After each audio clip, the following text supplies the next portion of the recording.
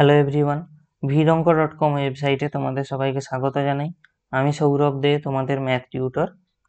এখানে দেখো, তোমাদের সঙ্গে যে প্রশ্নটি নিয়ে আলোচনা করব সেখানে বলা হচ্ছে y = mx + 1 এই সরল রেখাটি y² = 4x এই অধিবৃত্তের 1,2 বিন্দুতে স্পর্শক হলে m এর মান কত হবে। তার মানেটা কি বলা হচ্ছে যে এই যে সরল রেখাটি এই অধিবৃত্তের 1,2 বিন্দুতে স্পর্শক, অর্থাৎ এই y² = 4x এই অধিবৃত্তের 1,2 বিন্দুতে যে প্রবণতা আমরা পাবো অ্যাকচুয়ালি সেটা এই সরলরেখার প্রবণতার সঙ্গে সমান হবে।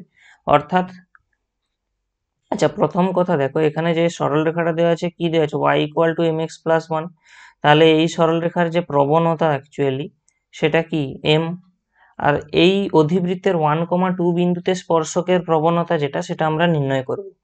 তাহলে এটা কিভাবে নির্ণয় হবে দেখো, প্রথমত আমাদের অধিবৃত্তটা y² = 4x, সেই কারণে আমরা এর উভয় পক্ষে কি করব, x এর সাপেক্ষে অবকলন করব। তাহলে আমরা x এর সাপেক্ষে অবকলন করলে বাম দিকে পেয়ে যাব 2y dy dx, এবং ডান দিকে দেখো এই 4 অংশটা ধ্রুবক থাকার জন্য 4টা তো অবকলনের বা ডেরিভেটিভের বাইরে চলে যাবে, শুধু x এর অবকলন বা ডেরিভেটিভ হবে x এর সাপেক্ষে, যেটা আমরা জানি কত হবে 1। তাহলে এটা হবে 4, অর্থাৎ আমরা যে dy dx টা পাবো সেটা অ্যাকচুয়ালি কত হচ্ছে দেখো 4/2y। তাহলে এটা কাটাকাটি হয়ে যাচ্ছে, তাহলে আমরা কত পেয়ে যাচ্ছি 2/y। তাহলে dy dx ওই বিন্দুতে যে স্পর্শকের প্রবণতা যেটা, মানে ওই অধিবৃত্তের যে কোনো বিন্দুতে স্পর্শকের প্রবণতা হলো 2/y। তো এখন আমাদেরকে 1,2 বিন্দুতে ওই প্রবণতাটা নির্ণয় করতে হবে। তাহলে এটা আমরা 1,2 বিন্দুতে যদি করি, এখানে কত আসবে অ্যাকচুয়ালি 2 দেখো y কম্পোনেন্টটা কত 2, সেই কারণে এখানে 2 বসে যাবে, দিলে এরা কেটে যাবে 1।